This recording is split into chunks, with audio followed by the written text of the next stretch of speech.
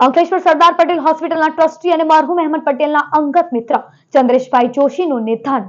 અંકલેશ્વરના સામાજિક અને સેવાકીય ક્ષેત્રના જાણીતા અગ્રણી તેમજ કોંગ્રેસના દિવંગત નેતા અહેમદ પટેલના અત્યંત અંગત મિત્ર એવા ચંદ્રેશભાઈ જોશીનું ટૂંકી માંદગી બાદ દુઃખદ અવસાન થયું છે. દિવંગત ચંદ્રેશભાઈ જોશીએ મરહુમ અહેમદ પટેલના પિતા મોહમ્મદભાઈ સાથે વર્ષો સુધી કામ કર્યું હતું, જે બાદ તેઓ અહેમદ પટેલ સાથે જોડાયા હતા. અહેમદ પટેલની સંસ્થાઓમાં તેઓ ટ્રસ્ટી હતા.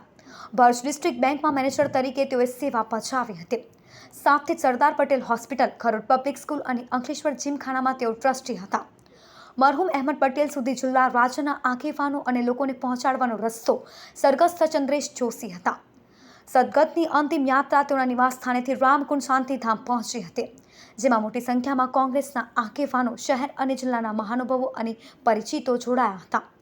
પ્રદેશ અને જિલ્લા કોંગ્રેસના આગેવાનોએ આ દુઃખદ ઘડીમાં ગહેરો શોક વ્યક્ત કરી તેમના પરિવાર પ્રત્યે સંવેદના પાઠવી હતી.